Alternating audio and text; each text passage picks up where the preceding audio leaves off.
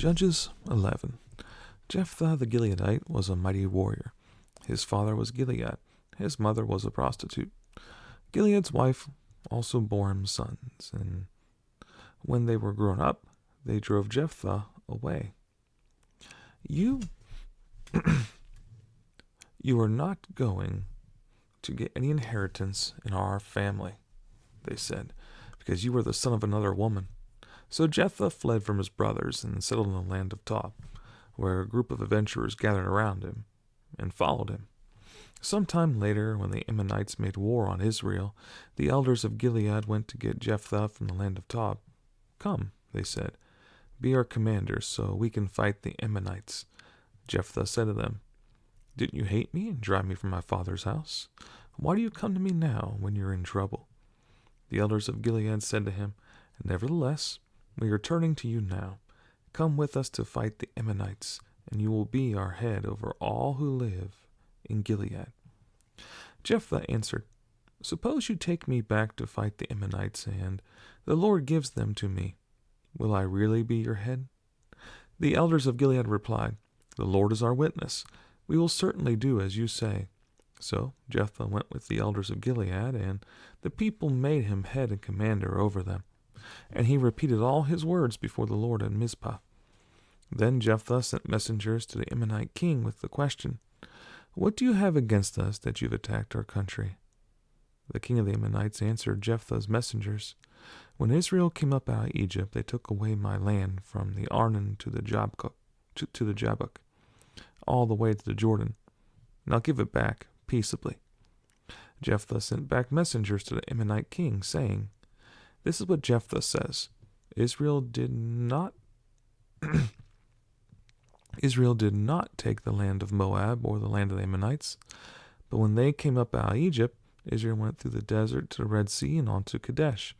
Then Israel sent messengers to the king of Edom, saying, 'Give us permission to go through your country.' But the king of Edom would not listen. They sent also to the king of Moab, and he refused. So Israel stayed at Kadesh. Next they traveled through the desert, skirted the lands of Edom and Moab, passed along the eastern side of the country of Moab, and camped on the other side of the Arnon. They did not enter the territory of Moab, for the Arnon was its border. Then Israel sent messengers to Sihon, king of the Amorites, who ruled in Heshbon, and said to him, 'Let us pass to your country, to our own place.' Sihon, however, did not trust Israel to pass through his territory. He mustered all his men and encamped at Jahaz and fought with Israel. Then the Lord, the God of Israel, gave Sihon and all his men into Israel's hands, and they defeated them. Israel took over all the land of the Amorites who lived in that country, capturing all of it from the Arnon to the Jabbok and from the desert to Jordan. Now since the Lord, the God of Israel, has driven the Amorites out before his people Israel, what right have you to take it over? Will you not take what your God Chemosh gives you? Likewise, whatever the Lord our God has given us, we will possess. Are you better than Balak, son of Zippor, king of Moab? Did he ever quarrel with Israel or fight with them? For 300 years Israel occupied Heshbon, Arur, the surrounding settlements, and all the towns along the Arnon. Why didn't you retake them during that time? I have not wronged you, but you are doing me wrong by waging war against me. Let the Lord, the judge, decide the dispute this day between the Israelites and the Ammonites." The king of Ammon, however, paid no attention to the message Jephthah sent him. Then the Spirit of the Lord came upon Jephthah. He crossed Gilead and Manasseh, passed through Mizpah of Gilead, and from there he advanced against the Ammonites. And Jephthah made a vow to the Lord, "If you give the Ammonites in my hands, whatever comes out of the door of my house to meet me when I return in triumph from the Ammonites will be the Lord's, and I will sacrifice it as a burnt offering." Then Jephthah went over to fight the Ammonites, and the Lord gave them into his hands. He devastated 20 towns from Aurora to the vicinity of Minnith, as far as Abel Keramim. Thus Israel subdued Ammon. When Jephthah returned to his home in Mizpah, who should come out to meet him but his daughter? dancing to the sound of tambourines. She was an only child. Except for her, he had neither son nor daughter. When he saw her, he tore his clothes and cried, "Oh, my daughter, you've made me miserable and wretched, because I have made a vow to the Lord that I cannot break." "My father," she replied, "you have given your word to the Lord. Do to me just as you promised. Now the Lord has avenged you of your enemies, the Ammonites. But grant me this one request," she said. "Give me 2 months to roam the hills and weep with my friends, because I will never marry." "You may go," he said, and he let her go for 2 months. She and the girls went into the hills and wept because she would never marry. After the 2 months she returned to her father, and he did to her as he had vowed, and she was a virgin. From this comes the Israelite custom that each year the young women of Israel go out for 4 days to commemorate the daughter of Jephthah the Gileadite. The men of Ephraim called out their forces, crossed over to Zephon, and said to Jephthah, "Why did you go to fight the Ammonites without calling us to go with you? We're going to burn down your house over your head." Jephthah answered, "I and my people were engaged in a great struggle with the Ammonites, and although I called, you didn't save me out of their hands.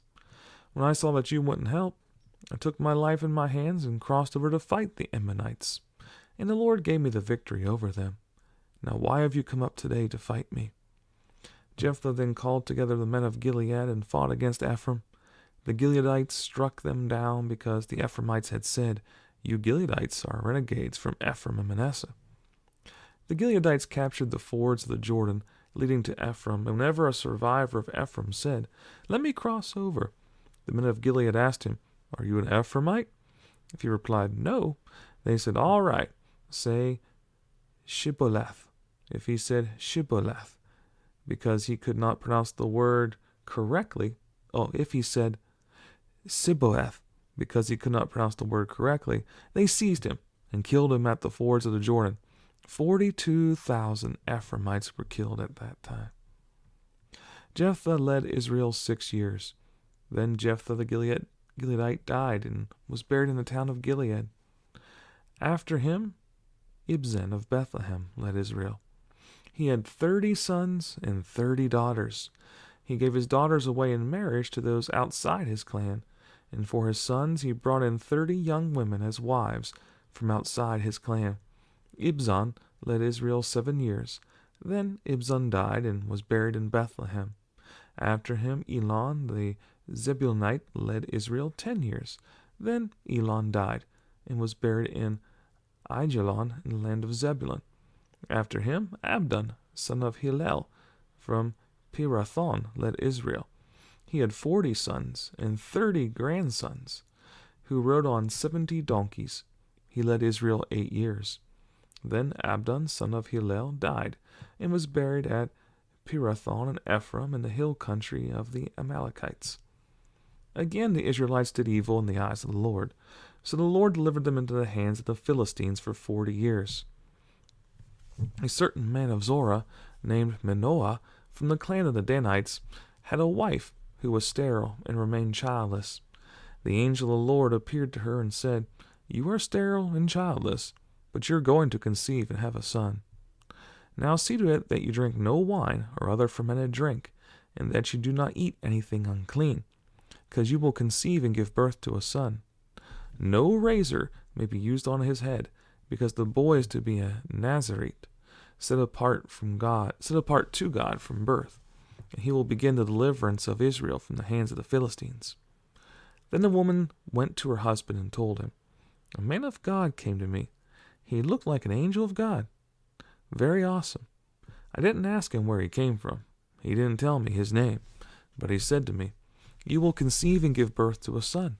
Now then, drink no wine or other fermented drink. Do not eat anything unclean, because the boy will be a Nazarite of God from birth until the day of his death.'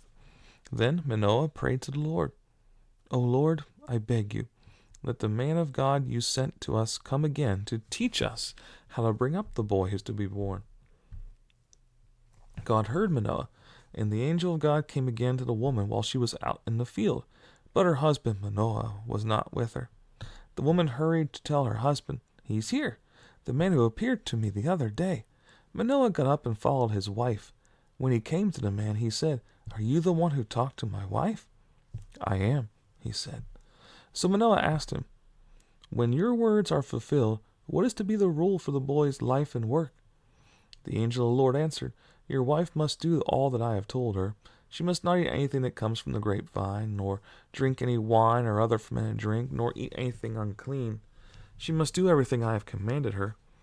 Manoah said to the angel of the Lord, "We would like you to stay until we prepare a young goat for you."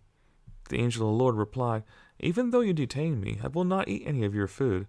But if you prepare a burnt offering, offer it to the Lord." Manoah did not realize that it was the angel of the Lord. Then Manoah inquired of the angel of the Lord, "What is your name, so I may honor you when your word comes true?" He replied, "Why do you ask my name? It is beyond understanding."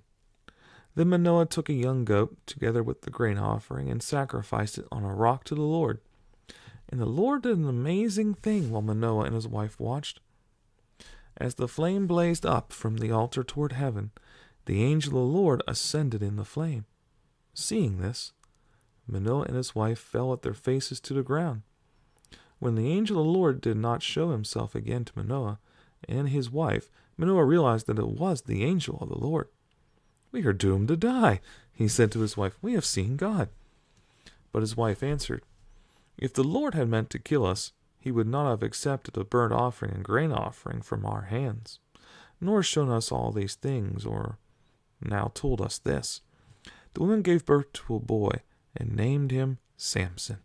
He grew, and the Lord blessed him, and the Spirit of the Lord began to stir him while he was in Mahaneh-dan between Zorah and Eshtaol.